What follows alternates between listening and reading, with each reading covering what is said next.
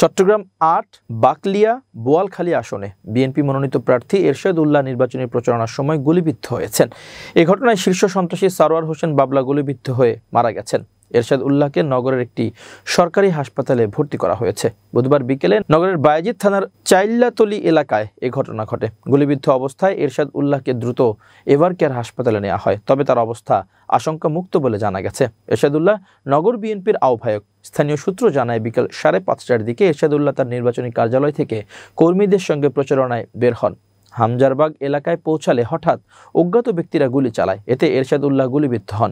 এ ঘটনায় শীর্ষ সন্ত্রাসী সারোয়ার হোসেন বাবলাও গুলিবিদ্ধ হন। ঘটনাস্থলে তিনি মারা যান। ভিডিওতে দেখা গেছে তার মাথা থেকে প্রচুর পরিমাণে রক্ত বের হচ্ছে। তার পরনে ছিল টি-শার্ট, প্যান্ট আর সাদা জুতা। গুলির শব্দে এলাকায় আতঙ্ক ছড়িয়ে পড়ে। দোকানপাট বন্ধ হয়ে যায়, সড়কে জনশূন্যতা দেখা দেয়। পুলিশ দ্রুত ঘটনাস্থলে পৌঁছে পরিস্থিতি নিয়ন্ত্রণে আনে। নাম প্রকাশ না করার শর্তে এভারকেয়ার হাসপাতালের একজন কর্মকর্তা বাবলার মৃত্যুর বিষয়টি নিশ্চিত করেছেন। তবে চট্টগ্রাম মেট্রোপলিটন পুলিশের উপপুলিশ কমিশনার আমিরুল ইসলাম আমার দেশকে বলেছেন, এরশাদ উল্লাহ গুলিবিদ্ধ হয়ে হাসপাতালে ভর্তি হয়েছেন। এই ঘটনায় সারোয়ার বাবলা নামে একজনকে মুমূর্ষু অবস্থায় উদ্ধার করে নগরের একটি বেসরকারি হাসপাতালে নিয়ে যাওয়া হয়।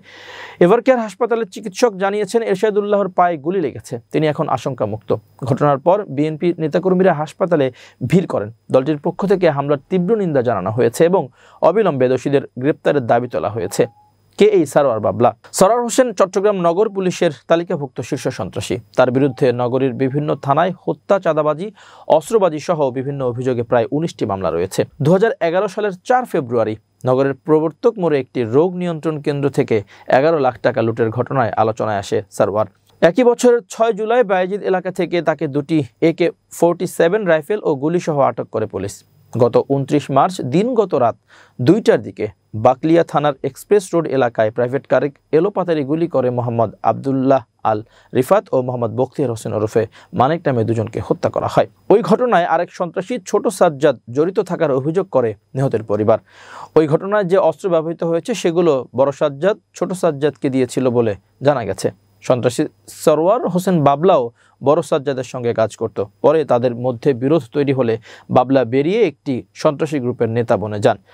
বড় সাজ্জাদের ইশারায় ছোট সাজ্জাদ একটি গ্রুপের নেতৃত্ব দিচ্ছে। চাঁদাবাজি, অপহরণ করে মুক্তিপণ আদায়, হত্যাকাণ্ড, খুনের চেষ্টা সহ বিভিন্ন সন্ত্রাসী কর্মকাণ্ডের অভিযোগ রয়েছে এই গ্রুপের বিরুদ্ধে।